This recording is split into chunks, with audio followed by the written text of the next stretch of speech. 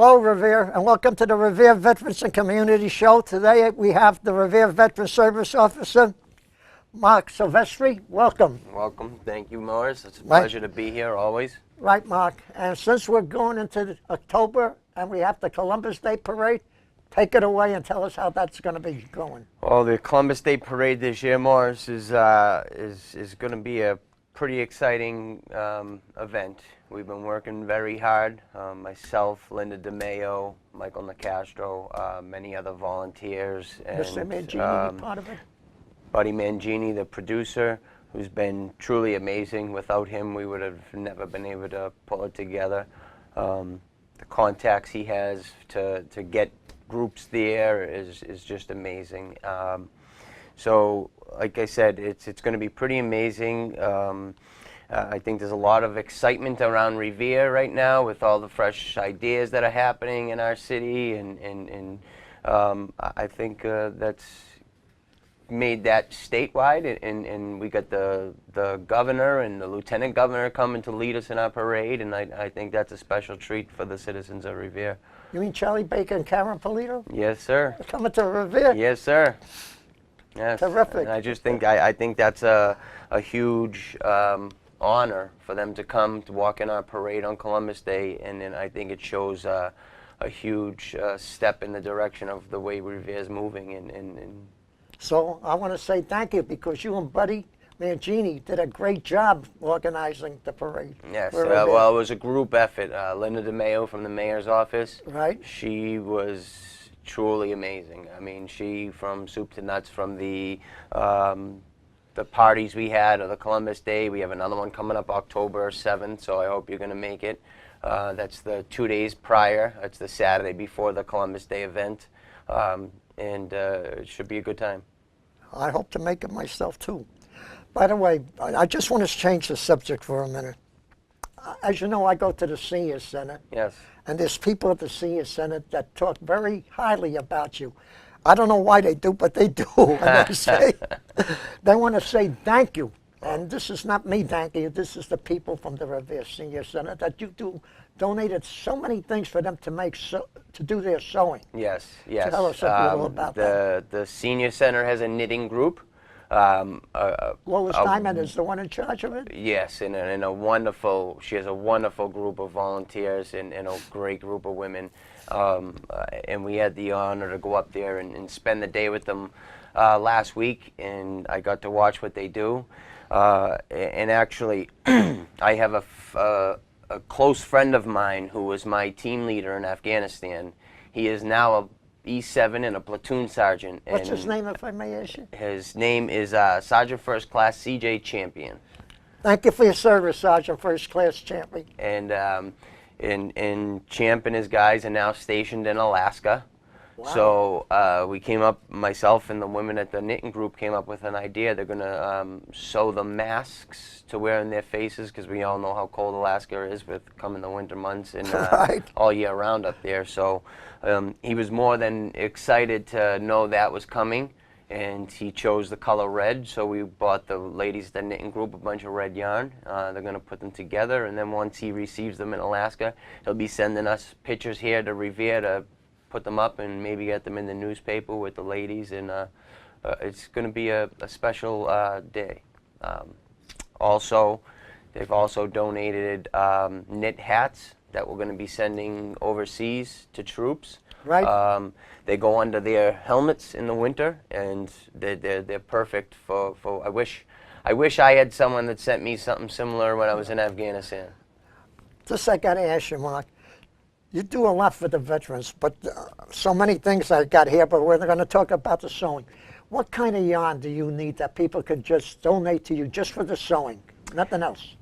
Any kind of yarn. They're doing any specific color, any specific? Any specific color. It doesn't matter. Whatever. If people want to donate, then we'd be more than happy to take it. It goes straight to the women in the knitting groups.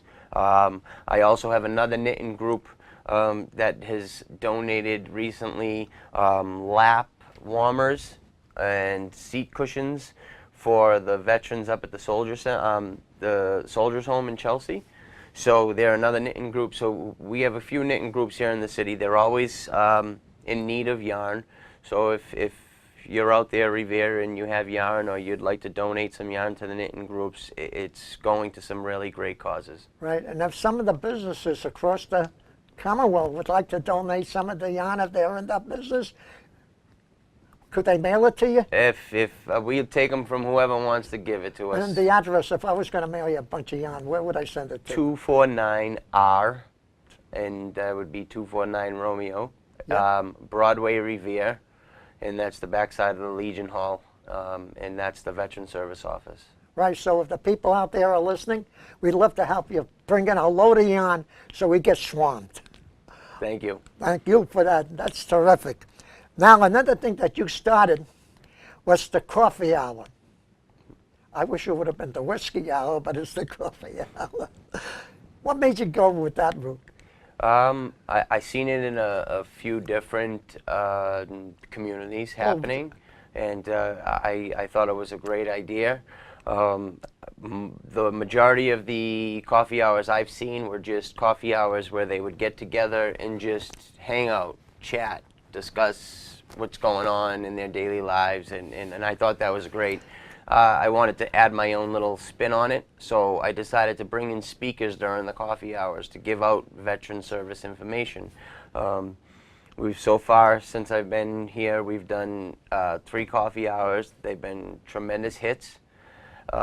We have another one coming here. What are the dates of those coffee hours? A specific day of the month that you do them on? I never set a date. But it's on the scrolls that you're going to have it?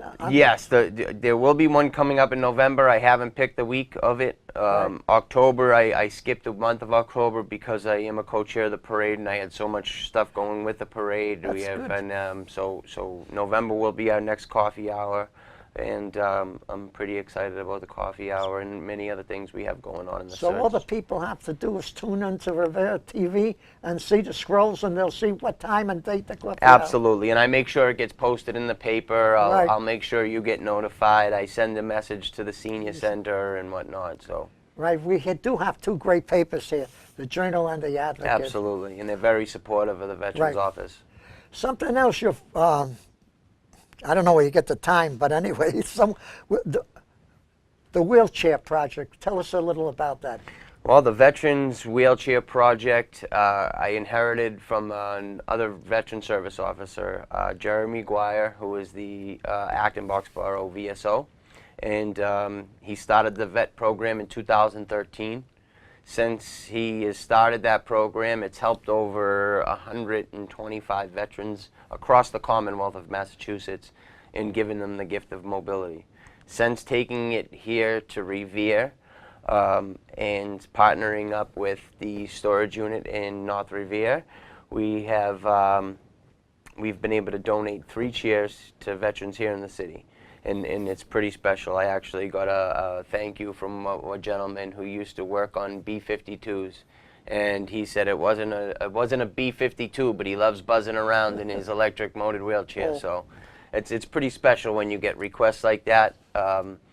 We take in, refurbish them, get them ready to go. If they need new batteries, we do that. We have a. So you're talking motorized wheelchairs or non-motorized as well? I can get non-motorized, but this specific program we're speaking of here is motorized wheelchairs. Yeah, So that's really for handicapped, disabled people that don't get around. correct. Yeah, I have not a motorized wheelchair, but I got the regular wheelchair that I use in the house. Right. Well, Right. if you're ever in need of the electric, let me know, and we got you covered.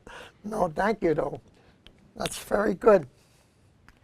Another thing you're very familiar is with veterans housing. Yes.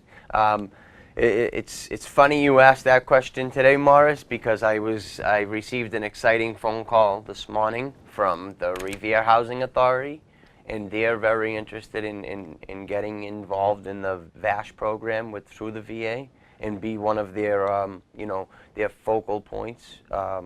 Lynn is, Chelmsford is, Lowell is, and I've actually have gone up to the State House and sat with Speaker DeLeo and Senator Boncory's office on this issue, and also Mike Sweeney, who's the Veteran Service Officer in Yep, Lynn. I see him come down early. Yes. So we've been collaborating, talking.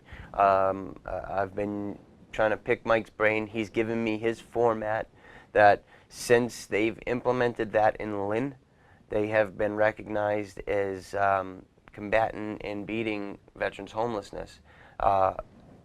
Lowell has taken their same plan, implemented in Lowell, and has now been noticed by the state for combating and beating veterans homelessness. So I'm hoping I can be the third veteran service officer, along with Revere Housing Authority, along with the city of Revere.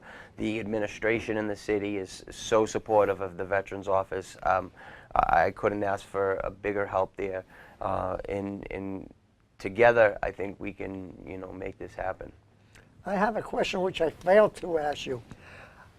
Is this strictly for veterans or for the spouses as well? I mean, let's say if you're a spouse of a wife of a veteran, or are they entitled to, for example, a motorized wheelchair, or is it just the veterans? If there was a widow in our city or a spouse of a veteran and they were in the need of an electric wheelchair, and I had enough, and it wasn't an issue where it was going to come down to a veteran's wife or a veteran, right. I would make it happen, and Oh. even I would do my best, Right. and I don't want to see anyone, like I said, giving someone the gift of mobility. I'm sure you've been laid up a few times with different surgeries on your Right. foot and whatnot. So you know how frustrating it is and how hard it is when you can't get around. So Oh. just that gift is pretty amazing, and to see the smile on their face when they go from not being able to get around to being able to be an active member and get around and go out and shopping and just take a ride down their street. It's awesome. I have to say one thing before we continue. I was at the Brockton VA, and they were so good to me and to all the veterans there. They gave us a wheelchair, they gave us a walker, they gave us a cane, and they make sure that they were perfect for us. Not everyone got the same. Right. Some people got wheelchairs with a seat. Some people just got wheelchairs. I mean, a Right. walker, Walker. without the seat. Just so they took care of each one. Yes. So the VA, I got to tell you, does a fantastic job for the veterans. You know, The state VA. Morris, you hear so many horror stories about the VA, but I'll tell you what, we're very lucky here in Massachusetts. I think we have one of the best VA organizations in the country. Our Secretary of Veteran Services, Francisco Urena, Yeah, right. is an amazing leader. He's a vet. He knows the issues. He's involved. He's everywhere, if you notice. And that's what you need in a leader. You need someone that's going to be a voice of veterans of all eras. And he's that voice right now that we have, and we're pretty lucky to have someone like that on our side. Good. I'd like to say one thing to the veterans who are listening in, and even if you're a non-veteran, there's a thing on the internet called military.com, and there's a question there that I'm going to take to ask you that comes off that. What's new with the state delegation, which I don't even know what they mean by the state delegation. Okay, I'm assuming they're asking what the state has going on in Veterans Affairs. Obviously, the Home Act 1 and 2 are pretty new, but what I would say is a great response that I have had recently from our state delegation. Like I mentioned to you, I've gone up, I've met with Speaker DeLeo, Senator Boncory's office. I'm going back up next week to meet again with Senator Boncory's office, and we're going to implement this plan in Revere and surrounding, and their voice is a huge voice.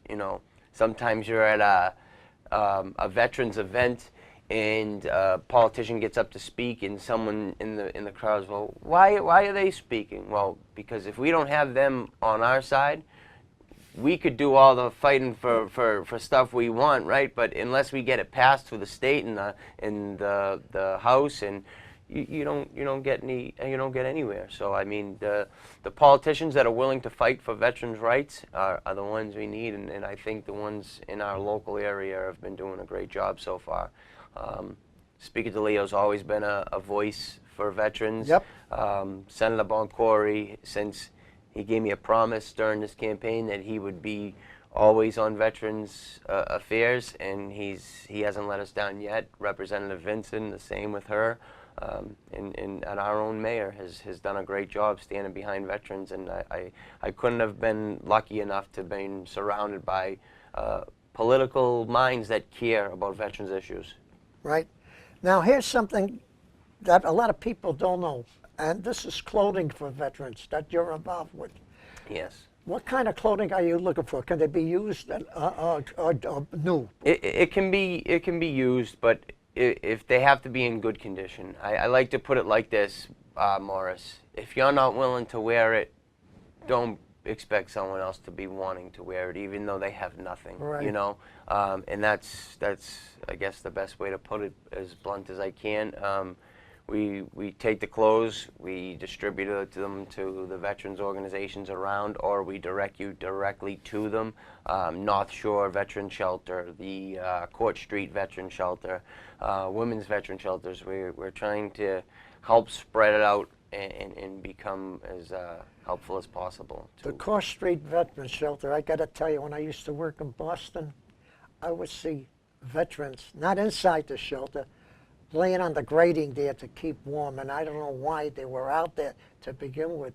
It was so sad to see them there. Yeah, it's tough, and at one point the Court Street had some big issues with overcrowdedness, and the Housing First initiative in Massachusetts has really done a great job, but there's still miles to go. You know, and I think the more cities like Revere, like Lynn, like Lowell, like these take it on the battle themselves, helps the state tremendously. The state can't do it alone. The state can help enforce ideas, but unless you have the local people and the communities on the ground willing to put the ideas into play, then it's just ideas. it was so sad. But let me ask you, at the veterans, I've never been in one of their shelters. Do they have bunk beds, or is it just single beds? Actually, Court Street has gotten a huge facelift in the last few years. They actually now have part of Court Street that are single unit homing. Single rooms? Permanent rooms with kitchens, bathrooms, and their living quarters, and people, they're like apartments. But you can't live there all the time. I mean, Yes. you can? Yes, on this certain floor, yes, they're available. Both of them. There's a men's woman and women's unit, and then there's also That's something new. the temporary shelter still in existence there as well. But they made it a certain section of it permanent apartments. The saddest thing I ever saw is before they renovated the new government center, which they made a brand new, the old one, some of the veterans would be down there sleeping in the subway themselves. Yes. That was so sad to see. It's sad. It really is. But the help is out there, and sometimes it's the veteran's choice to seek it and to go out there and get it. And sometimes that their experiences in the past and stubbornness keep them from walking through that door. And one thing I try to get through to every veteran, whether you need the VA's help or not now, sign up, get your name, let them know who you are, let them have your Social Security, your information. So at a time in your life, if you ever do need the VA, you're already enrolled in the system. I see it every day in the Veteran Service Office. Veteran, World War II, older Vietnam, Korea War veteran, Right. come in, never went on to go into the VA, always felt as though someone else needed needed it more than they did. So, you know, and it's not an easy process now. It's not to get done at the age of 89, 90, 91, you know. So that would be my biggest suggestion, was get involved and at least enrolled in the VA while you have the chance. Here's something you're going to like. I had a veteran come over to me at the senior center 2 days ago. 2 days ago. And he went to the food bank and he got some food at the Revere Food Bank. Now, I can't go because I can't drive anymore. So, but he told me he got a chicken. Yes. Yes. It wasn't a live chicken, naturally. No. Okay. No. But I mean, that was, he was so happy. He said, I'm going to go home and have a chicken's in it. Nice chicken meal. It was great. Yesterday's delivery was awesome. It really was. The chicken was, it was a nice full chicken breast, and it was pretty awesome to see. I wasn't expecting it myself. They sometimes do send chicken, and then when it comes, it's like frozen chicken nuggets. So when I seen the chicken on the list, I was never expecting the full. But it's it's a full chicken. and it's a special fresh vegetables, fresh fruit, canned goods. It's really an awesome program, and that's not need based. Many veterans, a response I get a lot is, well, I don't want to take it from the veterans that need it. There's no need base, so it's for a thank you for your service. And we get plenty of food. So if a veteran is a millionaire, he can have it, and if if he's a pauper, he can have it. Exactly. It's just a thank you for your service. We appreciate everything you do. Again, And for they're the not spouse, taking what it from about the anyone. spouse? 'Cause Spouses, children even, we allow. So if you were a child of a veteran and they've passed, and you could use it, or you just want to come down and receive the thanks. Also, in other ways, if the veteran was deceased, but if the veteran is alive, the children don't participate. No, they can. Even then? Absolutely. Oh, Yeah. that's Yeah. good to know. Yeah. It's open to all veterans and veterans' family members. By the way, I got to say one thing. The city of Revere couldn't have picked a better veteran service to take over after Nick Bull retired, I who was appreciate also that. a great veteran service Great officer. veterans service officer Nick was. It's a pleasure to follow in his footsteps, and I am honored to be here. I was asked at one point, what was the greatest honor of my life, and it was serving my country. And You were in the Marines, right? I was in the Army. Army, so was Yes, I. and now it's being able to serve my city after serving my country, and I couldn't think of a better job. I'm honored to do it. It's a blessing, and I couldn't consider it a job. I have fun doing it. Helping veterans and others is something I enjoy doing. And Right. And we honored all the veterans, we do. But we forgot to honor one veteran. And that veteran is not a military veteran, but a community veteran. And I believe she works in your office. If you would tell us a little about Donna Dreesen. Donna's amazing, and her husband is actually a veteran. Right, Yep. Steve, yep. Steve. Thank you for your service, Steve. Donna is the glue that holds that office together, and I'm sure she was for Nick as well. Oh, yeah. I know when I go out into the community and I'm doing outreach, or I go out into the community and I'm going to do a home visit and checking in with veterans, I know that the office is in good hands. I know that if a veteran walks in, he's getting the same service he would get from me as he's getting from her. And that gives me the confidence, and it gives me the ability to leave and go outside and get into the community and do different things with others outside, and not just be in that office, because a lot of VSOs tend to get trapped in that office because you can get boggled down with between claims and 115 and everything else. And knowing she's in there and can at least guide them and get them in the right direction, set an appointment if it's needed, and keep the office in order, gives me the ability to go out and do extra things. Mark, here's something I would like to ask you. Veterans that come out usually look for jobs. Correct. Do businesses contact you around the city or around the area that they're looking for veterans? Actually, they do. I've actually had the limousine service in East Boston. I believe it was Boston Limousine. Reached out. They would love to hire veterans. Rapid Flow Sewer and Drain Yep. has actually put on 4 veterans. Wow. And actually since I've been here, and they've already had 3 on their staff before that. Action Towing has offered to put on veterans.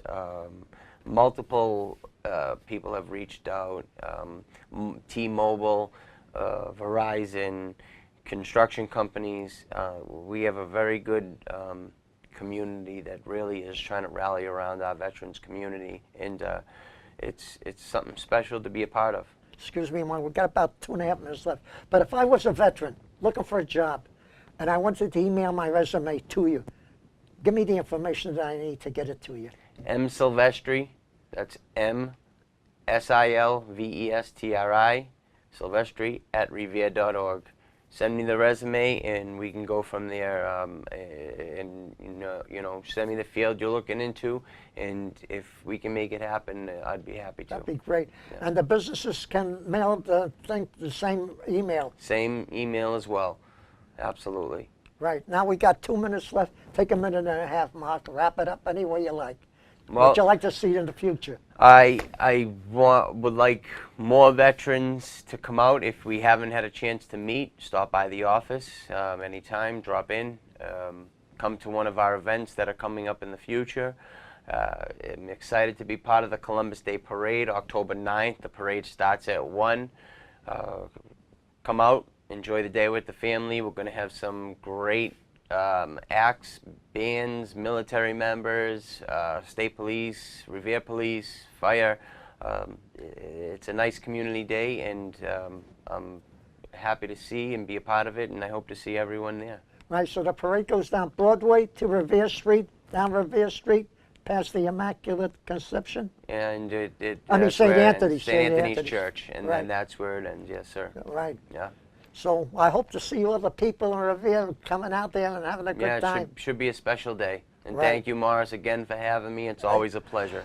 I want to say it's a pleasure to have you, Mark. Thank you. Thank you for Thank your you. service to begin with. God bless Thank you, you. Mark. Thank you, And Revere. thank you for the fantastic job you do for us, the city of Revere, for the veterans. My I wanna honor. say, okay. Thank you. And to the people of Revere, I want to say thank you for listening.